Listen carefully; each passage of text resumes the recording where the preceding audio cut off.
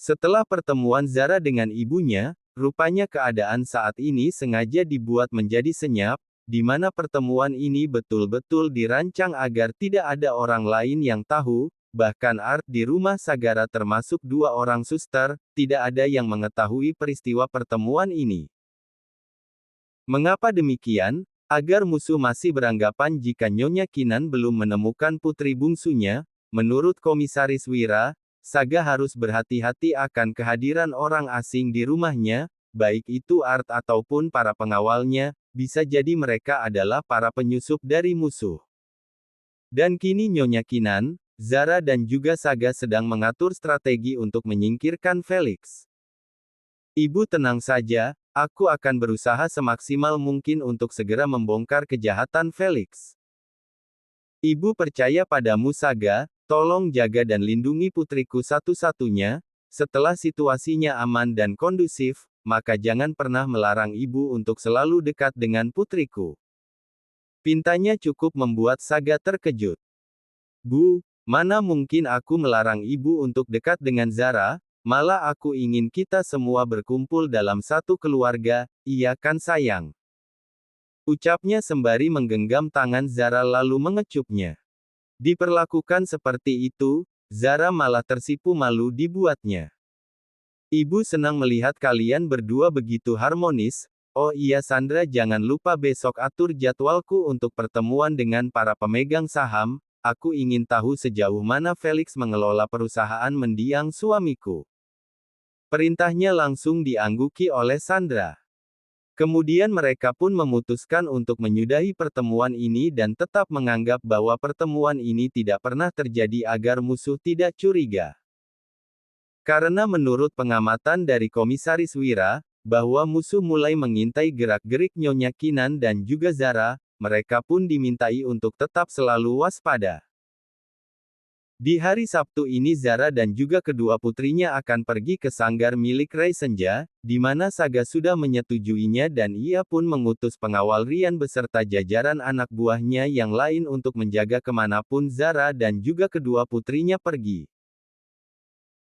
Selama perjalanan, Zara dan kedua putrinya mendapatkan pengawalan yang sangat ketat, di mana dua mobil pengawal telah mengiringi kepergian mereka. Bagi Zara ini semua terlalu berlebihan, namun mengingat para pelaku kejahatan yang terbilang bukan seorang penjahat biasa akan tetapi para pelaku merupakan para penjahat kelas kakap yang sewaktu-waktu bisa muncul kapan saja dan menghabisi dalam sekejap. Kini Zara tiba di sanggar milik Rai Senja, sesuai dengan lokasi yang telah dikirim lewat aplikasi chat. Rupanya Rai sudah menunggu kedatangan Zara dan juga kedua putrinya. Rai sempat terkejut saat melihat Zara membawa pasukan pengawal lebih dari 4 orang, mereka pun memiliki tampang yang sangar. Selamat siang Kak Rai. Sapa Maura dan juga Akila secara berbarengan. Selamat siang juga Maura dan juga Akila, bagaimana perjalanan kalian menuju tempatnya Kak Rai? Tanya Rai sambil berjongkok di antara Maura dan Akila yang masing-masing dari mereka duduk di atas kursi roda. Sangat menyenangkan Kak Rai, bahkan aku dan Lala sudah tidak sabar untuk segera tiba di sini, dan tempat ini sangat bagus. Sahut Maura sambil mengamati sekitar lokasi sanggar. Permisi Nyonya, ada telepon dari Tuan. Ucap Rian sambil memberikan ponsel miliknya kepada Zara dan Zara pun langsung meraihnya. Di dalam sambungan telepon tersebut Saga sempat mengoceh kenapa ia tidak mengangkat sambungan panggilan telepon darinya, ternyata setelah Zara cek, ponselnya tidak berbunyi alias ia silent. Iya mas maaf, aku lupa aktifkan mode dering. Sahut Zara sedikit murung. Kemudian sambungan telepon pun diakhiri. Rai sempat penasaran akan sosok suaminya Zara, mengingat Zara dan kedua putrinya dikawal begitu ketat, tentunya suaminya Zara bukanlah pria sembarangan. Sepertinya suamimu orang hebat Yara, kau datang ke sini saja, pengawalannya begitu banyak. Mendengar Rai berkata seperti itu, Zara sempat merasa malu, karena apa yang dilakukan oleh suaminya, menurutnya sangat berlebihan dan terlalu mencolok. Suamiku orang biasa saja Kak. Balasnya tidak mau mengatakan kebenarannya.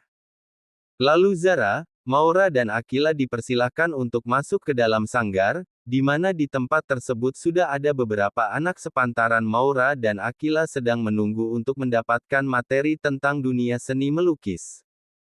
Akhirnya kelas pun dimulai, Zara dengan setianya menunggu kedua putrinya di depan kelas sanggar. Tidak lama kemudian, Ray datang menghampirinya, sepertinya Ray ingin menanyakan sesuatu kepada Zara, dan menurutnya ini adalah waktu yang sangat tepat, sedangkan anak-anak di dalam sanggar sedang fokus melukis dan dibimbing oleh para asistennya Ray. Ra, sebenarnya ada sesuatu yang ingin aku tanyakan padamu. Tanya Ray duduk di sebelah Zara, Zara pun langsung menggeser tempat duduknya, ia tidak ingin sampai timbul fitnah cuma gara-gara hal kecil seperti ini. Apa yang mau Kak Ray tanyakan padaku, Kak? Jawabnya tidak berani menatap ke arah Ray, Zara selalu menjaga pandangannya terhadap pria yang bukan mahramnya. Mengingat dirinya saat ini adalah seorang wanita yang sudah bersuami. Ray sendiri paham sekali akan sikap Zara yang cukup berbeda dengan kakaknya, yakni Nabila. Ra, bagaimana kabar kakakmu sekarang? Apa ia sudah menikah dan punya keluarga yang bahagia? Untuk apa Kak Ray menanyakan soal Kak Nabila? Bukankah kalian sudah tidak ada hubungan lagi? Tanya balik Zara, sepertinya ia tidak suka Ray membahas mendiang kakaknya. Kenapa begitu berat sekali menanyakan kondisi Nabila setelah apa yang telah aku lakukan saat bersamanya di Dubai, sebuah kesalahan serta kebodohanku yang telah sangat aku sesali. Ucapnya dalam hati. Tidak Ra, aku hanya ingin tahu tentang kabarnya saja, kalau kau tidak mau jawab, ya sudah Ra, aku tidak mau memaksamu untuk menjawabnya. Tukasnya dan langsung terdiam. Maafkan aku Kak Ray, aku tidak bisa memberitahu dirimu soal mendiang kakakku karena ini adalah atas permintaan terakhirnya sebelum ajal menjemputnya. Aku pun sampai saat ini masih merasa heran dengan permintaan terakhir dari Kak Nabila, padahal Kak Nabila sudah tidak memiliki hubungan lagi dengan Kak Ray, setelah kedua orang tuanya Kak Ray tidak merestui hubungan putranya dengan Kak Nabila, mengingat dulu aku dan kakakku hanya sebatas orang miskin yang sudah ditinggal oleh kedua orang tua dan tidak memiliki apapun, sehingga membuat Kak Nabila nekat bekerja menjadi seorang TKW di Dubai. Batinnya kembali teringat akan masa lalu. Akhirnya percakapan pun diakhiri, dan Zara memutuskan untuk segera kembali ke rumahnya bersama kedua putrinya. Ray sendiri menganggap sikap Zara kali ini seolah menghindar darinya setelah ia menanyakan soal Nabila. Ray pun semakin penasaran, mengapa Zara begitu menutup rapat akses dirinya untuk sekedar mengetahui tentang kabar wanita yang sampai saat ini masih sangat ia cintai. Aku akan terus mencari informasi tentang Nabila padamu Zara, karena aku tidak bisa untuk melupakannya, dan aku hanya ingin menebus semua kesalahanku padanya. Batinnya penuh rasa penyesalan.